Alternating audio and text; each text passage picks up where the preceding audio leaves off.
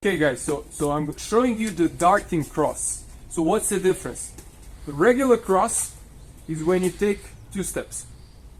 1, 2, and then you cross. Okay, 1, 2, that's the regular cross. The darting cross is like a jab. It happens on the first step. So observe the feet. It's not on the second step, like the normal boxing cross. It's on the first step. It's much quicker than the boxing cross. I also call it the karate cross. Ha! That's why. So it's something that I use both versions, and later I'm going to tell you when I use which version. So what we're going to do first, we're not going to take a step. We're just going to lean, because you will also need the lean for it to work. So we're going to lean into the cross. So Veiko is going to feed me the cross. Veiko is going to feed me the cross. And that's it. So I'm not taking any steps right now. So I'm here, but I can't reach him. Lean. I5 Veiko. Lean. Lean. Lean. Lean. You drive off the back leg. You lean over the front leg, and the front leg prevents you from toppling over. So yeah, you lean, but you don't lean like all the way. Then of course it's not going to be possible to keep balance, or you would have to do extra steps which are not necessary. What you want to do is you push off the back foot, lean. This is a little bit bent. You lean, and this keeps you from falling over. So now we're going to do the skipping cross. So by the way, how does this darting cross even look like in a fight? I'll just show you him. Doesn't matter left, right, doesn't matter. You're moving around, and what it does, it allows me to quickly dart into him. It's much quicker than the regular boxing cross. It allows me to, I can fake, it do this, leaning, and I go for it. Of course, I cannot jump from this distance. I have to be like 1 step away from him. But then I step into it, I skip into it, and it's very can be very surprising. So again, he's gonna feed me the cross. 1 step away, cool. Now I'm a little bit further than I was when I just leaned into it. Now I'm gonna skip and lean, and we'll go back. Keep this one high as well. And back. What you don't want to do is this. He does this sometimes. Sometimes I do it too. But you shouldn't. It's telegraphing the move. You don't want to let him know what you're about to do. So keep your shoulders straight. Don't the punch, and then don't telegraph it, by the way. So you just want to push off the rear foot, and when this lands, the cross lands as well.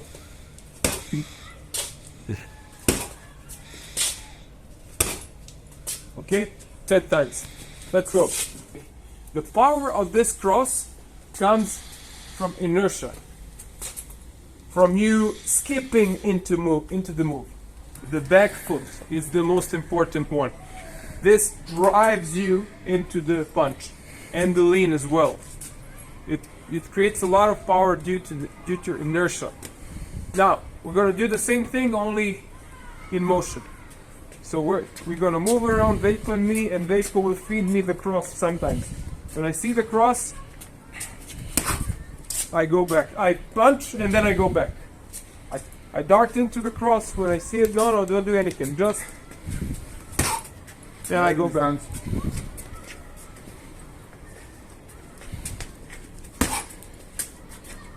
It might seem that I'm too far now from his head, and I am, but this is my head now. You correct your distance when he's holding pads, so the pad is actually the head.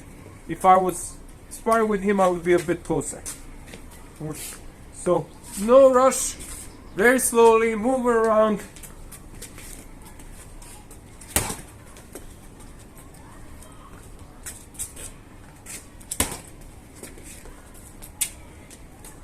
and you dart it and get back. Okay, that's it. 3 minutes each. I'll show you a use case scenario here. I really like this one. So what I can do, I'll go slow first, then I'll do it fast. I can go jab, out, and the cross, darting cross. Again, just stand there and defend. I can feint the jab or even hit the jab. I can hit the jab, out and back with the cross. I don't even have to move my feet. It's all done with leans. It's still a darting cross. Or I could go out. Maybe I jab, he jabs back, and then I skip out. I love this rhythm breaks. I love it because it's very surprising for your opponent. I can go jab, jab, jab, cross. Okay, so how are we gonna practice this? What's important here? Important is to keep the body weight forward a little bit. If you keep it straight, if you keep your body straight, then the skip won't be so effective. The darting in won't be so effective. Build again. The rear leg needs to be like a spring. Don't do this. Don't stay flat on the foot. No, your calf must be working. Very flexible, very loose. So it's